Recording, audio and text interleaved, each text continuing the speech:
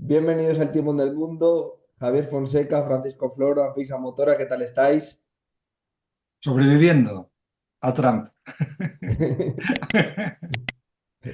Demasiado, demasiado con él. Bueno, yo orgullosa de los últimos y continuos éxitos de Ucrania en todos los campos, en el campo de diplomacia internacional, en el campo de batalla y en el campo de poner nuestras sanciones contra la industria petrolífera rusa. Sí, porque si no es por Ucrania, después de que se las quitó Trump, la economía le iría todavía mucho mejor a Rusia. Javier, empiezo por ti. ¿Qué te parece la situación actual de la guerra de Ucrania? Empezamos ahora mismo desde el punto de vista con Estados Unidos, donde vemos que Trump pues cada vez se está borrando más de la parte occidental y sobre todo de la ayuda a Ucrania. Vamos a ver, yo tiendo siempre a lo positivo. Mira, por ejemplo, Trump pues ha retirado prácticamente toda la información SIGINT que se llama de inteligencia electrónica a Ucrania. No sabemos si la ha quitado toda o parte, porque sigue habiendo aviones estadounidenses allí, pero la buena noticia es que Ucrania ha generado su propia inteligencia electrónica y además está empleando, supongo que la de los aliados europeos, porque en los bombardeos recientes se ha reducido más de un 25% la capacidad de exportación de crudo ruso. Más de un 25%. Bueno, eso sin tener en cuenta lo que puede haber pasado anoche. Bombardear el Báltico no se hace sin mucha inteligencia electrónica. Y eso es en gran medida mérito de Ucrania. Posiblemente de mérito de Estados Unidos no habrá ayudado más, que es lo que tenía que hacer. Pero ha sido esas operaciones, lanzar misiles de crucero, lanzar drones, tienen de largo alcance, tienen que ir esquivando defensas antiaéreas, guerra electrónica del contrario, tienen que ir esquivando chimeneas, por ejemplo. Eso no se planifica en 2 segundos, es un tema muy complicado. Y lo están consiguiendo de una forma masiva, han aumentado la producción, lógicamente van mejorando sus armas, eh, tecnológicamente, eso es constante y se ve que Rusia nada puede hacer. Eh, o sea que pese a que Trump no está haciendo, en mi opinión, lo que tenía que hacer, que es lo que quiere la mayoría del pueblo estadounidense, por cierto, Ucrania está causando más daño que nunca. Es que un 25% de reducción de exportaciones en un mes, eso es extraordinario. Yo es que ya tengo miedo de que una de estas empiecen a caer los pepinazos en Asia, en la parte asiática de Rusia y en alguna operación magistral y les afecten por ahí. Trump, ahora tenemos ahí a una persona que me gustaría encontrarme por la calle, que es Vance, en Hungría, diciendo que Orbán es la persona que más ha hecho así por la paz en Ucrania, Orbán y Trump, que te dan ganas de arrancarte la cara cuando dicen esas cosas, o arrancársela a él. Por eso quiero verle. Ya estoy diciendo un disparate, pero es que andar diciendo eso a gente que está traicionando a Europa, que está traicionando a Ucrania, que está constantemente haciendo actos de sabotaje, es horrible, espantoso, vomitivo. No tengo palabras. Lo único que me consuela es que detrás de eso está Estados Unidos. Y estos son un gobierno, uno de los muchos que ha tenido Estados Unidos, que durarán lo que duren y tendrán que ir rectificando porque detrás está el peso de lo que quiere hacer Estados Unidos, que es, aparte de que quieran machacar a China y a Irán, que es que quieren machacar a Rusia, si les deja Ucrania algo. Y ya me he pasado de tiempo. Siguiente. Anfisa. No sé si le va a favorecer a Orban la visita de J.D. Vance. Ahora, yo creo que los Estados Unidos es así, como que puede ser marketing positivo o negativo directamente. Bueno, mm, realmente el tema de las elecciones en Hungría nos duele mucho, muchísimo, porque nuestros vecinos que nos habían adelantado eh, muy adelantado en la entrada a la Unión Europea, esperábamos tener con ellos una relación estrecha, además dentro del contexto del pasado traumático, dentro de este paraguas de la tiranía soviética. Todos lo hemos sufrido, tanto los bálticos, tanto los polacos, tanto los checos, eslovacos, húngaros, rumanos, etcétera, etcétera. Podemos, bueno, búlgaros, y esperábamos que nuestros vecinos, especialmente teniendo en cuenta su buena respuesta al acoger a nuestros refugiados, al lanzarse a ayudarnos en 2022, iban a ser nuestros padrinos europeos, nos iban a acoger y iban a hacer nuestra integración más llevadera y más pues como acompañada. Sin embargo, vemos que están ganando los puestos los populistas, los radicales. En Polonia, pues desgraciadamente Donald Tusk, aunque sea primer ministro, pero tiene que lidiar con contrafuerza de Nawrocki. Por cierto, un detalle importante. Sabéis que Ucrania y Polonia tenemos un nudo de dolor histórico que nosotros llamamos la tragedia de Volyn y ellos lo llaman el masacre de Volyn. Entonces, hace un año, bueno, realmente en 2024, el gobierno de Ucrania permitió al gobierno de Polonia, a los científicos, hacer todas las investigaciones del campo necesarios, exhumaciones en los puntos que ellos consideraban necesarios, que ellos consideraban, según los documentos y testimonios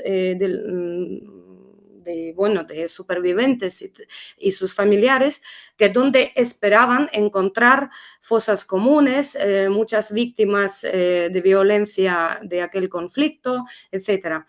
Acaban de investigar uno de los puntos donde más víctimas esperaban encontrar. De hecho, lo llamaban en la propaganda polaca, siempre lo llamaban la casa de muerte.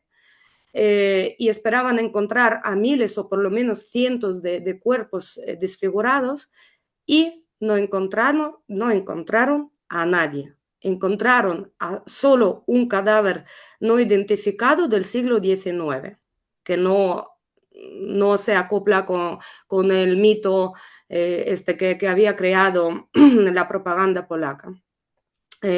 Vamos a seguir colaborando en este sentido, pero estoy bastante aliviada por desmentir otra leyenda negra contra el ejército de UPA, contra los patriotas ucranianos que hoy en día inspiran a nuestros guerreros defender nuestra patria. Pues eso, que Nawrocki, que es un histórico de extrema derecha, a República Checa también ha llegado pues una fuerza pro-putinista. Eslovaquia, todos conocemos a Fico, en Hungría Orbán, en Rumanía por los pelos hemos evitado el tongo electoral y ahora estamos en una tensión máxima, además desde hace mucho tiempo entre Ucrania y Hungría. Hungría es el país que más cerca está, compartimos con ellos un rinconcito muy importante, toda la región de Zakarpattia. En Ucrania residen más de 150 húngaros étnicos reconocidos por Ucrania como tales, con derecho a sus escuelas. Si entras en aquella región, ves todas indicadores en las carreteras, nombres de bares, etcétera, etcétera, doblados en magyar, en el idioma húngaro. Tenemos con ellos, yo creo que muchas cosas que compartir, más que el pasado, el presente, y espero mucho buen futuro. Pero depende muchísimo del 12 de abril y de la elección que va a hacer el pueblo húngaro. Francisco. Bueno, me encanta tener una excusa para poder hablar del ejército insurgente ucraniano y sumarme a este desmentido que hace FISA sobre el pasado del ejército insurgente ucraniano y el pasado de Ucrania, que me parece que es muy importante porque al fin y al cabo, aunque no entre dentro de la narrativa directa de la agresión rusa a Ucrania, sí que está inserto este relato, lo que es el relato general nacionalista ruso y el relato general nacionalista polaco. Y además, como el UPA es inspiración para los defensores de Ucrania, cuando los defensores de Ucrania utilizan la bandera del UPA, no pueden ser relacionados con episodios históricos que no sucedieron o no se ha demostrado que sucedieran, como se dice en algunas ocasiones. ¿Por qué digo esto? Bueno, se dice que los vencedores escriben la historia y en Ucrania sucedió algo así. Nos remontamos hace 100 años, en 1920, hay una alianza entre Piłsudski y Pelliura para combatir al invasor soviético y aunque en un principio se alcanza la capital, se alcanza Kiev, hay después un retroceso de las tropas ucranianas y polacas, hay una batalla muy famosa que es denominada el milagro del Vístula, porque Polonia, que parecía que iba a caer, y si Polonia caía, pues el bolchevismo se podría haber extendido por el resto de Europa, finalmente resiste. Los peliuristas, es decir, los ucranianos, tienen un papel importante. Y entonces hay una división del país entre soviéticos, rusos, y entre polacos. Es cierto que los polacos ya controlaban una parte del país, incluso desde tiempos del Imperio Austrohúngaro, en los que tenían mayor influencia en Galicia, que los ucranianos llaman Halichina, que los ucranianos. Pero no solo que se produjera una deslealtad al abandonar a los ucranianos, al no permitir tener su Estado independiente, no solo al renunciar a acompañarlos en la lucha que ellos habían acometido con ellos en Varsovia, liberando Polonia, sino también al retener ese espacio de tierra que era la Volinia bajo gobierno polaco, cuando era un territorio únicamente ucraniano. Entonces el gobierno polaco introduce 300.000 colonos en Volinia y además se produce una agresiva campaña de polonización que tiene como ejemplos, la destrucción o reconversión de iglesias grecocatólicas y ortodoxas ucranianas, la destrucción de salas de lectura ucranianas, la prohibición de lectura ucraniana, en fin, es un asunto bastante agresivo. El reparto de tierras es desigual, las mejores quedan en manos de los polacos. Voy a intentar abreviar porque tampoco quiero que se vaya todo el tiempo en esto, pero lo cierto es que se cometen una serie de agravios que luego son capitalizados por los alemanes para conseguir que polacos y ucranianos se enfrenten entre sí. Y efectivamente los campesinos se levantan unos contra los otros, hay víctimas en las dos partes. En Volinia probablemente hubiese el doble de víctimas polacas que ucranianas, pero también es cierto que los polacos eran minoría, eran un 20% de la población. Entonces, en términos relativos, los polacos fueron más agresivos. En Zakerzonia, que está dentro de Polonia, hay también numerosas víctimas ucranianas, miles de ellas, víctimas que no son reconocidas. Y otra manera de distorsionar este relato, aparte de ignorar una de las realidades para presentar la otra, es que se dice que el UPA estaba detrás de estas matanzas, cosa que no se ha demostrado. Sí que es cierto que algún personaje del UPA, en algún caso aislado, pudo participar, pero todo parece indicar que más bien esto fue cosa de campesinos. Y de hecho, pues otra milicia polaca, que era la Armia Krajowa, que es reconocida como una milicia heroica en Polonia, estuvo involucrada en la matanza de ucranianos. Entonces, ese doble rasero es un poco indignante, pero es que además las cifras en un momento se incrementaron drásticamente, es decir, se había reconocido los 35.000 muertos polacos en ese conflicto hubo historiadores polacos, pseudohistoriadores, que subieron sin tener unas pruebas suficientes el número a 100.000 y desde entonces se ha reforzado el relato nacionalista polaco y a mí me fastidia especialmente porque, bueno, me considero un ucranófilo, creo que la historia de Ucrania tiene más luces que sombras, pero que la propaganda, incluso la propaganda histórica, se utiliza a menudo para negar la verdadera esencia del pueblo ucraniano, que es un pueblo que busca la libertad, que la ha buscado históricamente y, en fin, una tragedia de la que se podría reflexionar, todo el mundo podría aprender, que podría llevar a un camino de reflexión, está siendo capitalizada por los nacionalistas y no debiera ser capitalizada por los nacionalistas. Entonces, me alegro de poder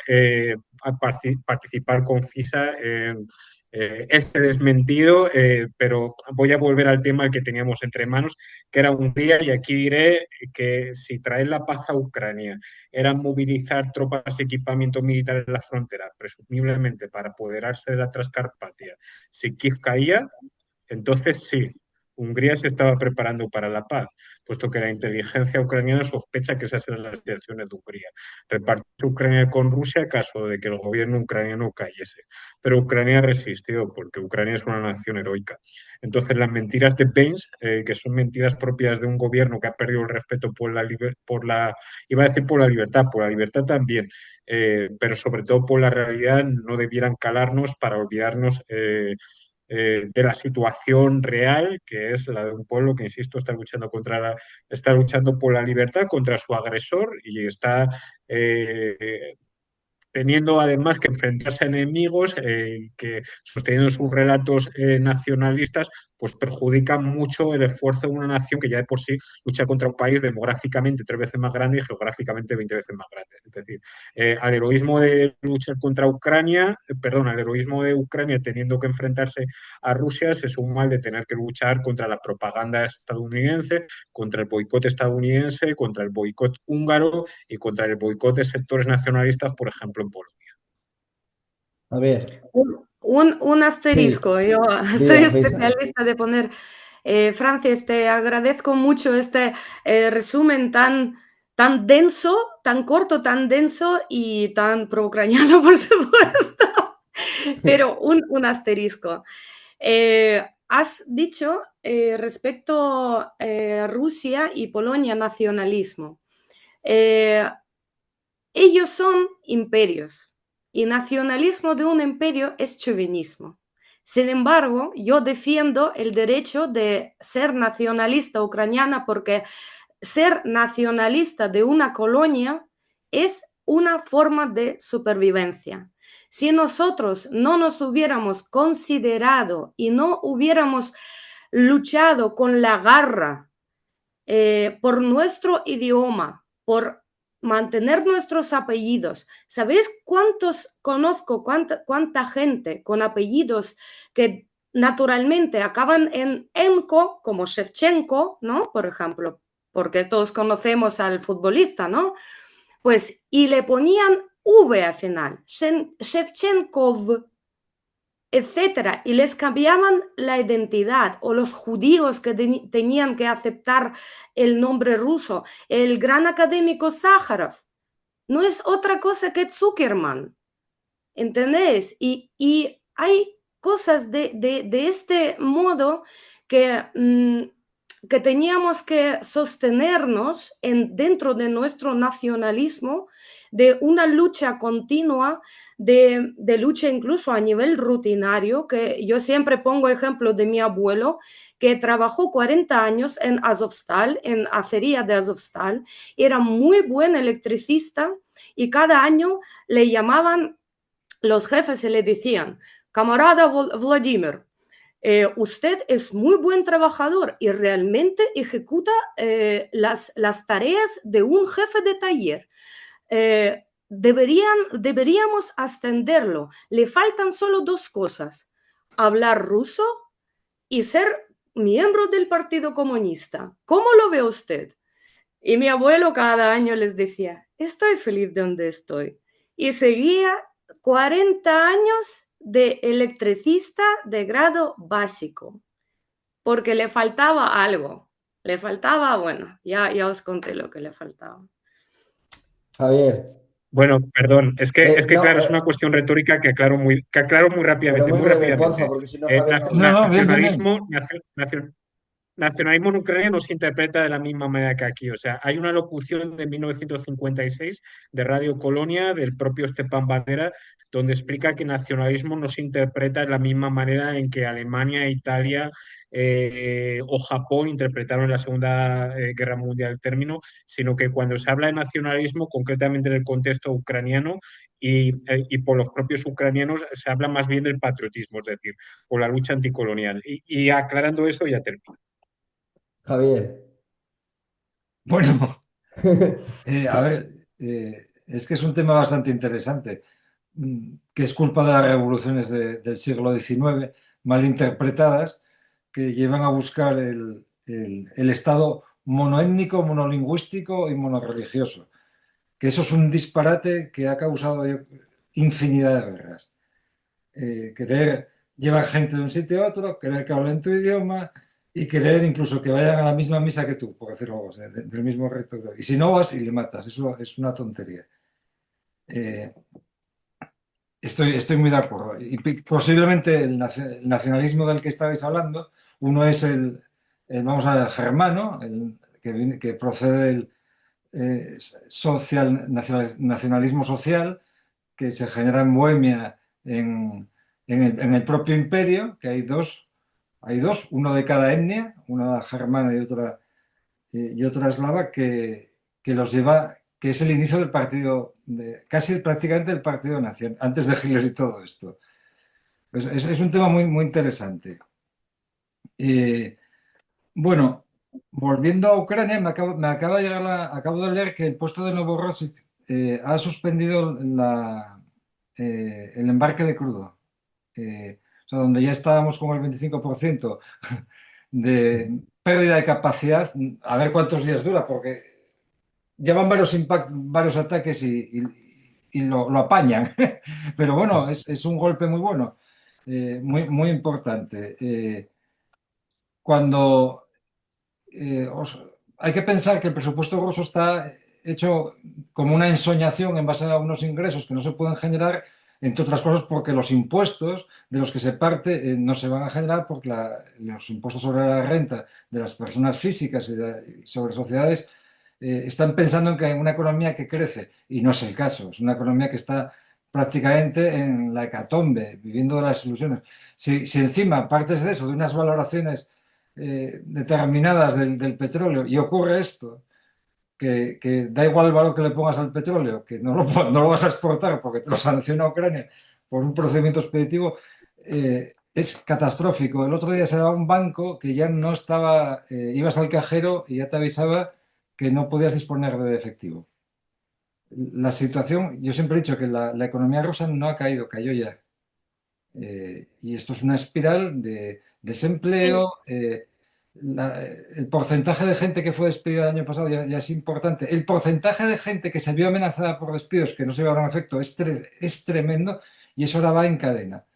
Entonces, veremos una enormidad. La empresa que fabrica la Daniva suspendió el otro día la fabricación durante al menos 2 semanas porque no, por ahorrarse los costes de personal. Dicen, no, es que tenemos un stock que no vendemos, vamos a ver si lo vendemos. Esas cosas acaban en que cierras la empresa, por poner un ejemplo. Un ejemplo militar raro. Todos hemos oído hablar de un sistema antiaéreo que se llama el Pantsir, que es un misil, son misiles de corto alcance, que les están dando muchísima caña a los ucranianos. El otro día me entero de que habían encargado a Bielorrusia la construcción de no sé cuántos camiones pesados para llevar ese sistema. ¿Por qué? Porque no pueden fabricar camiones. Porque ni siquiera pueden fabricar camiones, porque hasta sus mierdas, con perdón, de camiones llevan algo de electrónica occidental y no pueden con ello. Si tienen que acudir a Bielorrusia, le habían cargado como unos veintitantos, algo parecido. O sea, la situación es no, Javi, absolutamente y caótica. porque los amigos chinos les mataron el sector de automovilismo desde que empezó la invasión. Les invadieron a ellos enseguida, así, ¡za!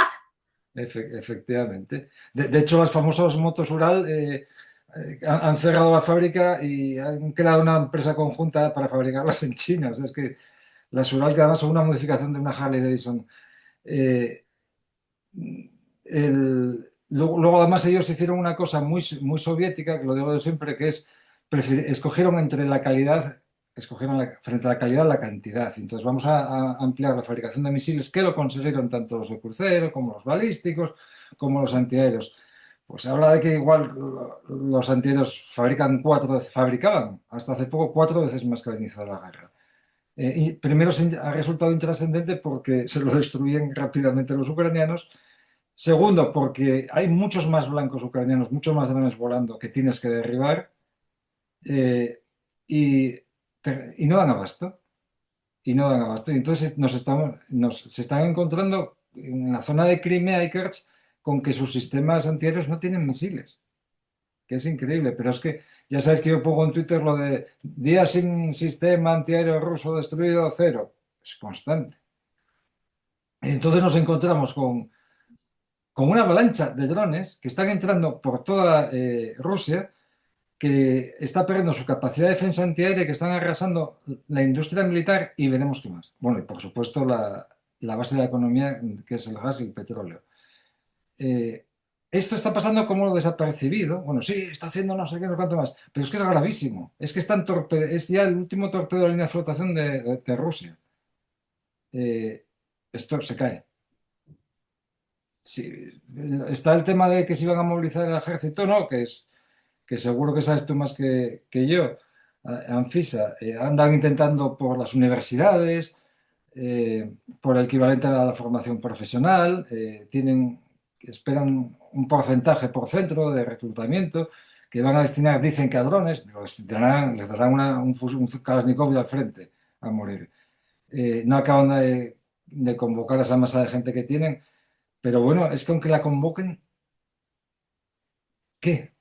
Si no tienen defensas antiaéreas, antidrones. Es que va a ser morir y morir y morir. Yo creo que no van a hacer un reclutamiento masivo, algunos harán, desde luego.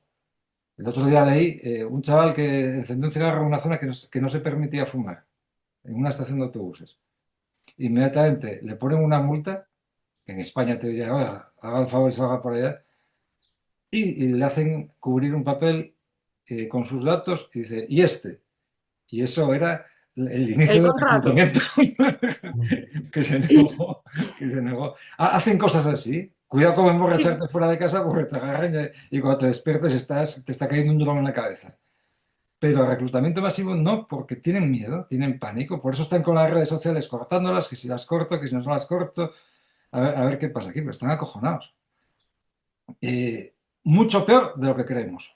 De lo que creo incluso yo, fíjate.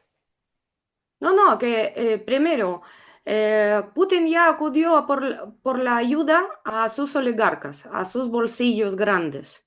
Y eso ya es una señal de que en el presupuesto dinero no hay y a pesar del crecimiento de los precios del petróleo, poco probable que lo habrá.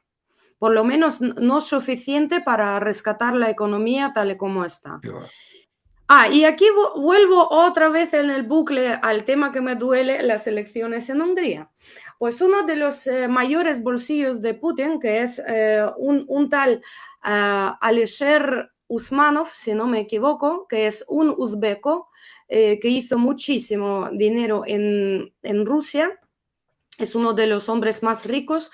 Este tío tiene un holding, por deciros algo, es el dueño de todo el aeropuerto Vnukovo, que es uno de los mayores es uno de los Sheremetyevo y Vnukovo, dos aeropuertos de Moscú.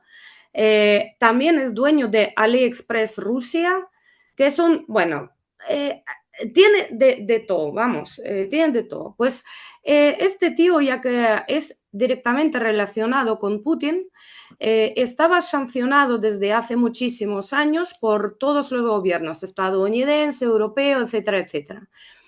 Pues la última visita de Szijjártó, que es el ministro de Asuntos Exteriores húngaro a Moscú, luego le llama a Lavrov cuando Siarto, las conversaciones esas que pillaron y luego los publicaron. Os cuento ahora el diálogo. Le llama Lavrov a Siarto y le dice, oye, ¿todavía estás en San Petersburgo para tomar algo? Y otro dice, no, acabo de aterrizar en Budapest. Bueno, Lavrov le echa unos piropos porque es muy astuto y tal. Otro muy contento y Lavrov le suelta. Te llamo por parte de Alisher.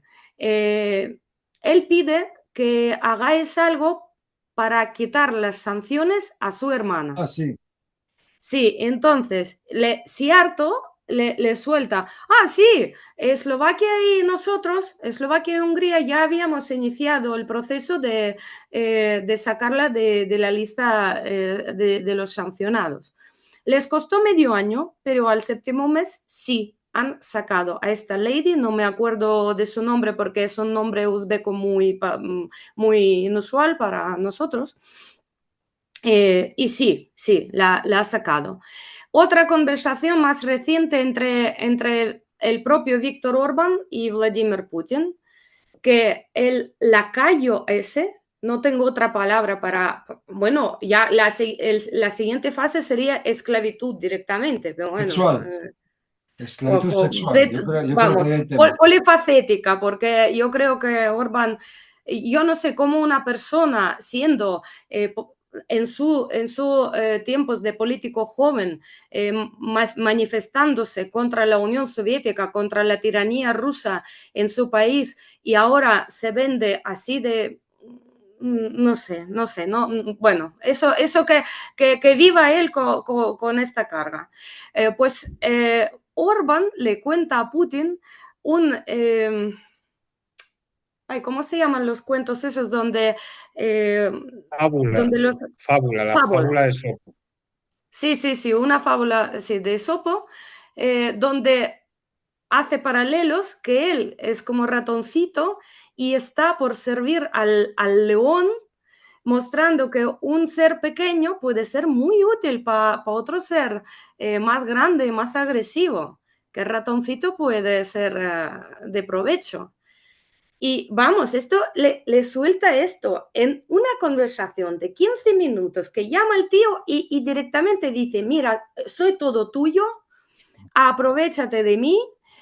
Hungría es el puente ruso en Europa. Hacemos todo para desestabilizar la Unión Europea, la OTAN, el asunto de relación de Ucrania con los Estados Unidos, lo que sea. Para ti, mi querido León. Y firmado, tu ratoncito y 3 besos. Pues, y estamos a punto de recibir la noticia el 13 de, bueno, a lo mejor 12 de abril ya sabremos algo, pero bueno, yo no, como decimos en Ucrania, no digas op antes de saltar.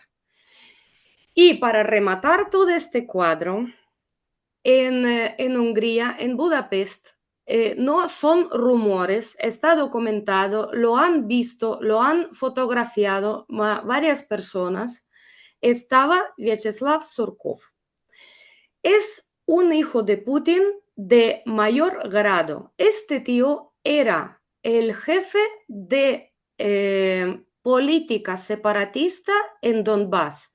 Este tío ha elaborado la filosofía separatista en Donbass, ha organizado los grupos de separatistas en Donbass, ha proporcionado apoyos políticos, financieros, logísticos para esa minoría tan escasa que teníamos en la región de Lugansk y Donetsk. Pues este tío ha desarrollado el conjunto de propaganda, apoyo logístico y financiación que han llevado a facilitar a Girkin pues ese viaje y esa primera conquista de Donbass en 2014. Y todavía estaba durante 4 años siendo, hay un término en ruso y en ucraniano que se llama curator.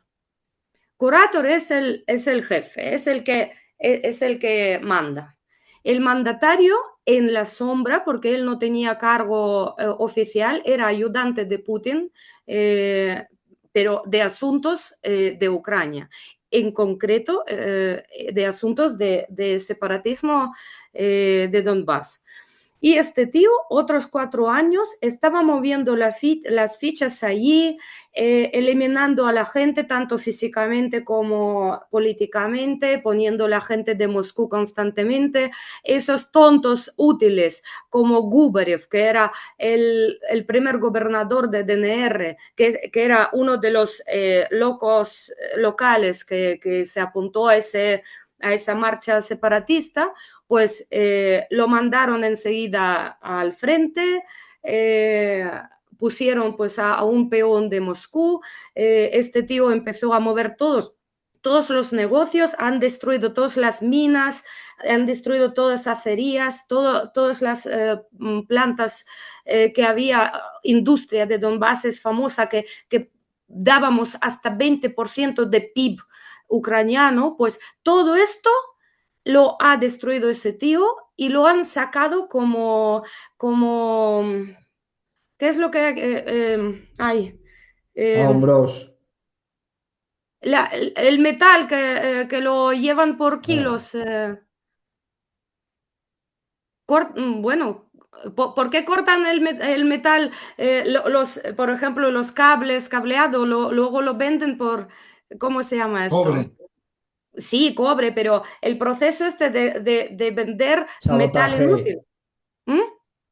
Sabotaje o como quieres decir. No, no. Cuando tú llevas a punto limpio algo que no te interesa, pero esto no es llevar aceite viejo, sino vender chatarra, eso, chatarra. Ah, Buah. Pues ese tío ha cortado toda la industria de Donbass y lo llevó como chatarra a Rusia, lo vendió. Bueno, esto, mirad, es un mal genio. Este tío es un mal genio, de verdad, porque ha podido organizar una mafia y de la minoría absoluta e engendrarla en la sociedad ucraniana donde no había riesgo ninguno, pues incitando a 4 locos y mover esa palanca, apalancó el asunto de separatismo en Donbass. Pues este genio malo ahora está ayudando a Víctor Orbán en su campaña electoral. Francisco. Bueno, es cierto que se ha rumoreado que Surkov estaría en Hungría y de hecho hace semanas, meses ya quizá me parece, se dio la noticia de que habría salido de Rusia. Se dijo en su momento que habría sido para huir de una guerra política, pero luego se dijo que esto podría haber sido una maniobra para retirarse discretamente y pasar a Hungría. Y ciertamente Surkov es una persona muy peligrosa, muy peligrosa. Os voy a dar un poco más de contexto, porque a esta persona se la conoce como la eminencia gris del Kremlin, tiene un perfil muy bajo y apenas lo conocemos. Pero el propio Nemtsov, que sabéis que mataron a tiros en Moscú por cantar las verdades del barquero sobre la invasión de Ucrania, lo que se llamaba los separatistas, que no eran ni mucho menos separatistas reales ucranianos.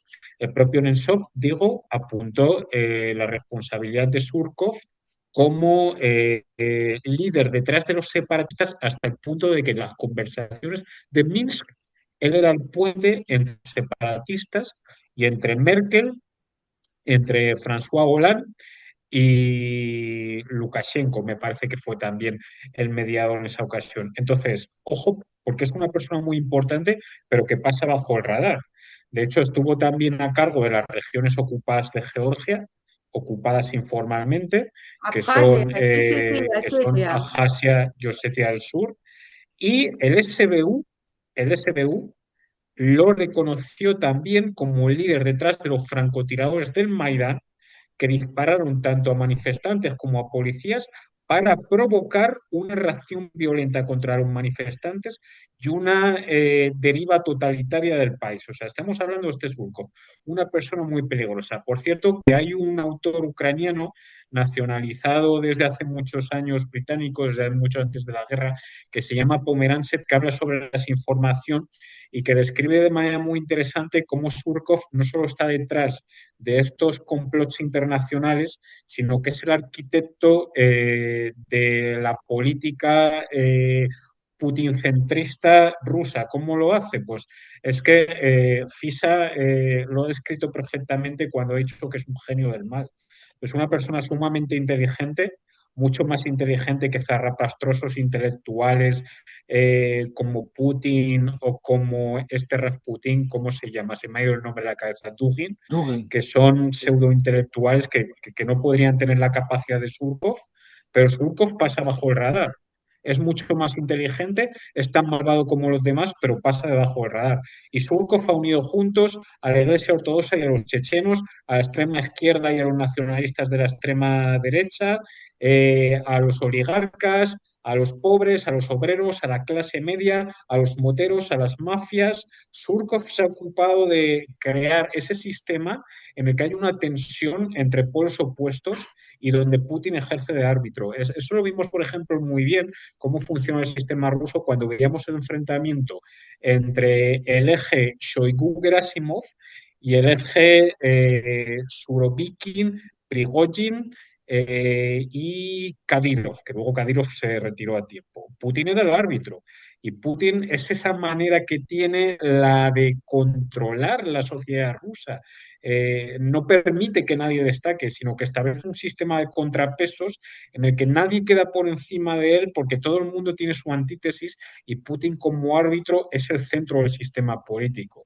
Y este sistema que está hecho para dar migajas a cada uno y evitar que ninguno de los lados se imponga, es de la arquitectura de Surkov. Entonces, es una figura muy interesante y yo os recomendaría mucho investigar sobre él porque nunca se habla suficiente sobre Surkov y si Surkov está en Hungría, se va a convertir en una figura muy peligrosa allí también porque es capaz de todo y lo demostró en Osetia, lo demostró en Abjasia, lo demostró en Ucrania y estoy seguro de que sería capaz de provocar un conflicto en Hungría que incluso podría afectar a la Unión Europea.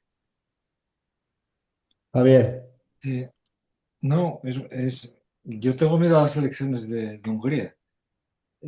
Creo que, si no me equivoco, depende bastante del voto rural, donde ha estado Orbán repartiendo subvenciones o prometiendo subvenciones a diestro y siniestro.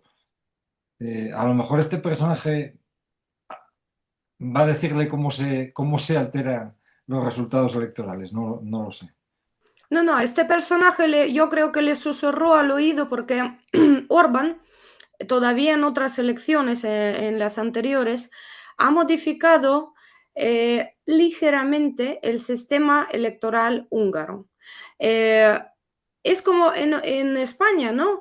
Que hay partidos minoristas, pero cuyo voto, digamos, pesa más, porque, bueno, porque las zonas poco Por pobladas la y tal. circunscripción, por la circunscripción electoral. Eso. Pues Orbán argumenta con lo mismo, pero cada vez ve donde mejor rating tiene, pues ahí da más ventaja a estas zonas. Y esta vez también ha modificado el mapa electoral, dando más peso pues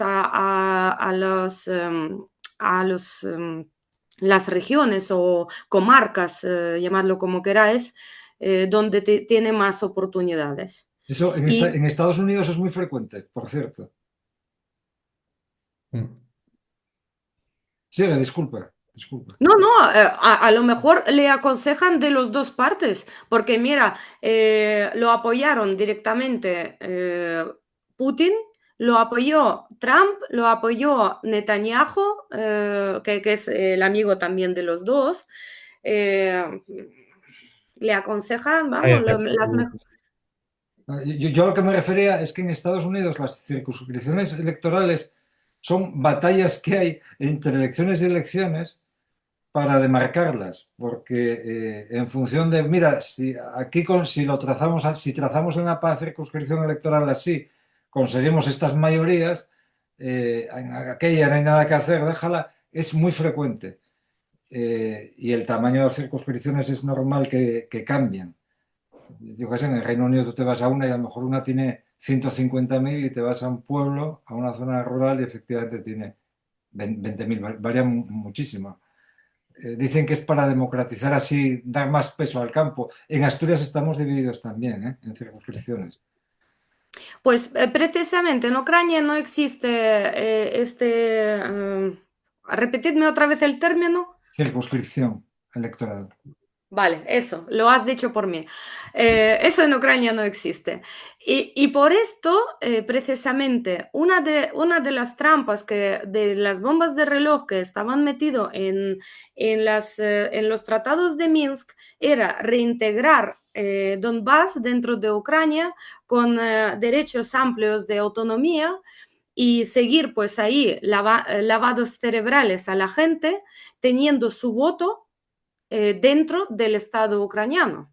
Que Surkov no es un tío que, digamos, él sí, yo creo que está a favor de aplicar violencia como una medida táctica, pero él apuesta más por la invasión político-económica. Entonces, él pensaba, pues, a través de reintegración de Ucrania a través de los tratados de Minsk, pues meter el caballo de Troya, digamos, para cambiar el sistema político en Ucrania. Hungría, además, hasta donde sé, es un país muy difícil porque ya desde la Primera Guerra Mundial que se produce la desmembración del Imperio Austrohúngaro, se produce también la del propio reino de Hungría, y ahí, al día de hoy, hay, por lo que tengo entendido, un gran sentimiento como de revancha, de que nos han despedazado, es que en España y en Portugal y en Francia las fronteras se han movido poco. Bueno, la de Francia con Alemania se movió bastante, pero siempre en los mismos, a un lado y otro del Rin. Pero en el este sí que ha habido enormes movimientos de fronteras a lo largo de la historia. Yo la única solución que veo a todo eso es la integración en la Unión Europea, porque si no esto no va a acabar nunca. La integración de todos estos países y al final, cuando la integración sea política total, ¿qué más te da cómo se llamen? ¿Qué más le da a un bosnio y a un serbio si estás en un sistema superior y te dejas de tonterías? Siéntete como quieres, llámate serbo-bosnio, llámate lo que sea, pero al final eres europeo y pertenecerías a una entidad económica y política importante, tal como lo veo yo.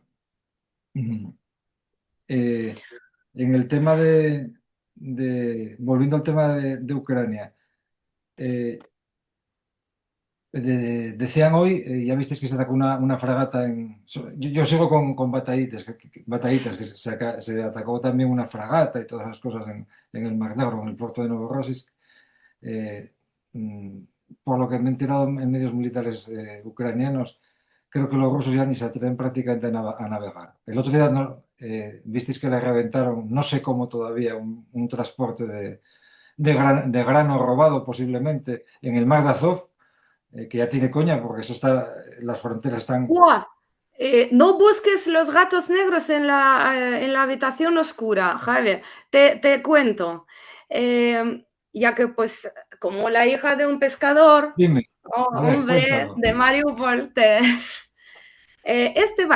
este barco es de tipo Volga-Don. Sí. Volga y Don, ¿vale? Y es un modelo específico desarrollado para la logística en aquellos ríos que son rectos, digamos, prácticamente allí sin mayor estructura rocosa, etcétera. Aparte de que estaban diseñados y construidos para cierta zona, Transporte fluvial. desde entonces, desde los tiempos soviéticos, no han tenido mantenimiento adecuado. ¿Qué pasó luego? Que Rusia, en su periodo de decadencia en los años 90, cogió a todos los barcos de Volgodón que tenían en abundancia y los trasladó a la flota marina y no están hechos para navegar en el mar. Simplemente es que se rompen como una cerrilla. Eso, hay casos de accidentes con volgadones desde los años 90. Bueno, es para aburrirse, es una rutina. Pues el mar de Azov tiene 15 metros de profundidad. Ya, pero es como un vaso que es muy fácil de agitarlo, es muy cafre, como nosotros, como la gente de allí. Bueno, de todas formas, creo que los buques de guerra rusos que quedan en el Mar Negro, que no salen del puerto, ni aunque les prometas que les jubilas, si vuelven al día siguiente. El dominio es absoluto prácticamente absoluto sobre el mar, pero es que yo creo que estamos entrando en una fase. Mirad, Estados Unidos y Israel ahora sobre Irán tienen lo que se llama supremacía aérea, que sí que puedes perder un avión, puedes perder 20, pero es que eres incontestable, vas y vienes lo que te da gana. Creo que se va a producir el primer caso de supremacía aérea con drones sobre Crimea, en concreto, tal como lo estamos viendo. La masacre que están recibiendo los sistemas antiaéreos, que los únicos que quedan son los que están al este, más localizados hacia Kerch, es inaudito. Y desaparecidos esos sistemas, tú ves los ataques y cada vez son en más profundidad. Y entonces va a llegar un momento que va a pasar algo. Igual no hace falta ni destruir el puente de Kerch porque es que sencillamente tengan que salir corriendo. Ya hemos visto hace meses ataques de blancos de poco valor, de perseguir a dos tíos con un dron, como diciendo, bueno, si tenemos hasta para darles a estos. ¿Os acordáis que decía, ¿cómo vais a tomar Crimea? No, Crimea no lo van a tomar, vais a salir corriendo de ella, este paso. Va a ser algo impresionante. Economía machacada y la gente va a salir corriendo de Crimea, ya veréis. Un poco suerte. Han presentado los moldavos en plan de integración de Transnistria. Entonces, bueno, lo típico, que quieren pues chantajear a los pobres esos hambrientos, muertos de fame, los que estaban ahí en esa burbuja soviética decadente, pues van a prometerles pan y vino europeo y que la política financiera de aduanas, economía conjunta, etcétera, etcétera. Aparte de esto, pues la amnistía para todos, menos los que infringieron los derechos humanos ya de manera muy grave, es decir, que maltrataron, por ejemplo, a la gente moldava o mataron o, bueno, combatientes o tal. Pero hasta los funcionarios les amnistiarán. Y el punto interesante, que no proponen nada concreto respecto al contingente ruso allí. Yo creo que lo que has dicho tú, los moldavos saben que si se mueven bien el asunto de reintegración de Transnistria a la parte civil, y si Europa les apoya, los rusos van a salir solos, porque también están ahí muertos de aburrimiento y de hambre. Vas a tener que pagarles el billete de avión, eso sí. Eso sí. Como se pagó Sí. el de tren al ejército soviético para que saliese de Alemania porque no tenían dinero para pagarlo en el 91. Por cierto, Transnistria, llamar a eso país como hacen los rusos me llama la atención. No sé si lo sabéis, que los gimnasios, las lavanderías, las pocas que habrá, son propiedad, todos esos negocios pequeños y medianos y grandes son propiedad de la élite gobernante. Es decir, ahí creo que no puedes montar ni un kiosco. De los de antes, de aquellos que vendían chicles y palomitas y sobre sorpresa. No me extraña que haya que con poco que le ofrezcas quieran incorporarse a Europa. Francisco, ¿quieres decir algo más? Bueno, yo no me voy a extender mucho porque sé que nuestro querido Alberto, que está teniendo mucha paciencia con nosotros, quiere ver al Madrid. Así que solo voy a decir, como una muestra de hipocresía rusa, que el verdadero nombre de Surkov es Tudayev, porque él es checheno étnico y tiene el mismo apellido que el líder independentista checheno, un héroe al que asesinaron los rusos. Mm.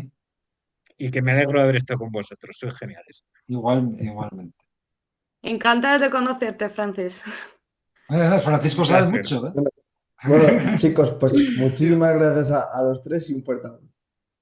Muy bien. Hasta luego. Chao.